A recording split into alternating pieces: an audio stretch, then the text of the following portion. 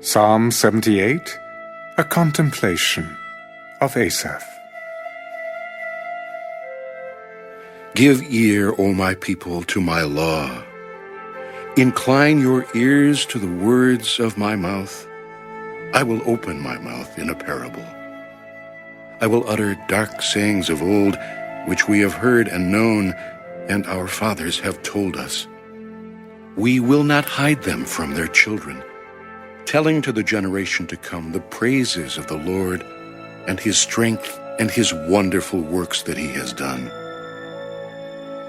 For he established a testimony in Jacob and appointed a law in Israel, which he commanded our fathers that they should make them known to their children, that the generation to come might know them, the children who would be born, that they may arise and declare them to their children, that they may set their hope in God, and not forget the works of God, but keep his commandments, and may not be like their fathers, a stubborn and rebellious generation, a generation that did not set its heart aright, and whose spirit was not faithful to God.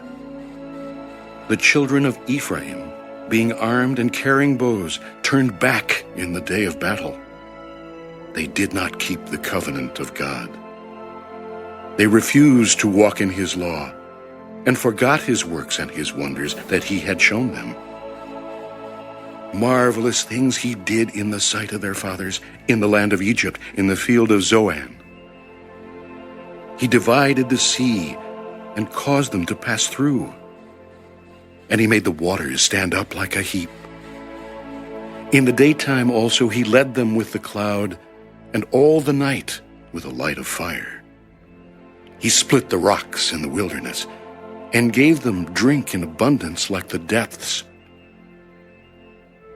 He also brought streams out of the rock, and caused waters to run down like rivers. But they sinned even more against him, by rebelling against the Most High in the wilderness. And they tested God in their heart, by asking for the food of their fancy. Yes, they spoke against God. They said, "Can God prepare a table in the wilderness?" Behold, he struck the rock so that the waters gushed out and the streams overflowed. Can he give bread also? Can he provide meat for his people?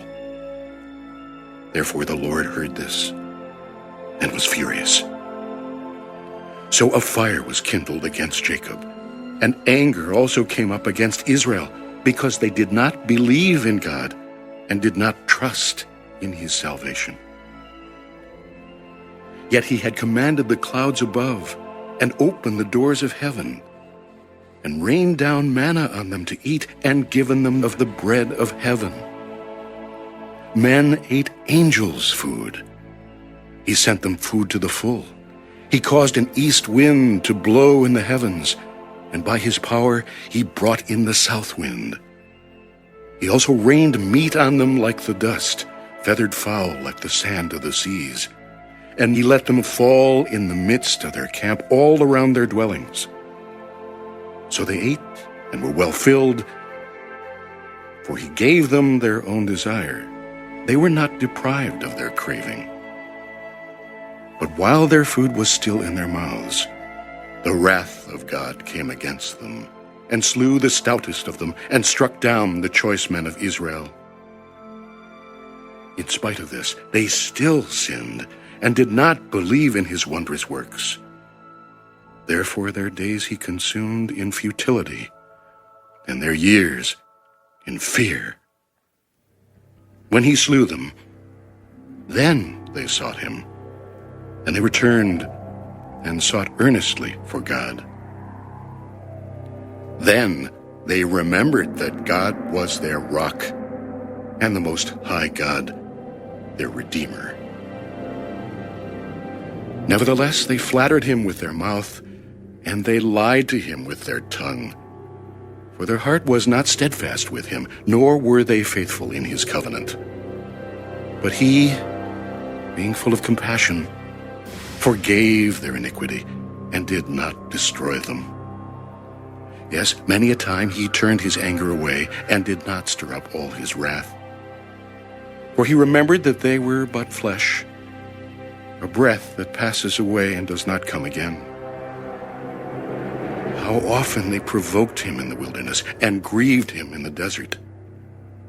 Yes, again and again they tempted God and limited the Holy One of Israel.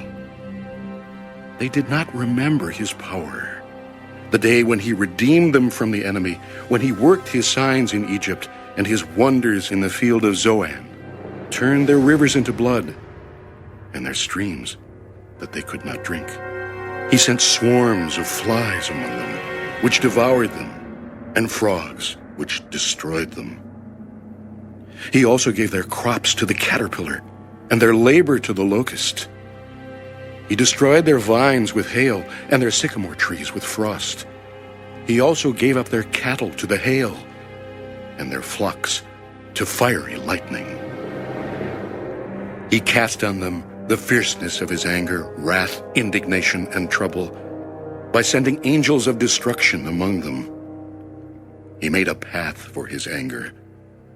He did not spare their soul from death, but gave their life over to the plague, and destroyed all the firstborn in Egypt, the first of their strength in the tents of Ham.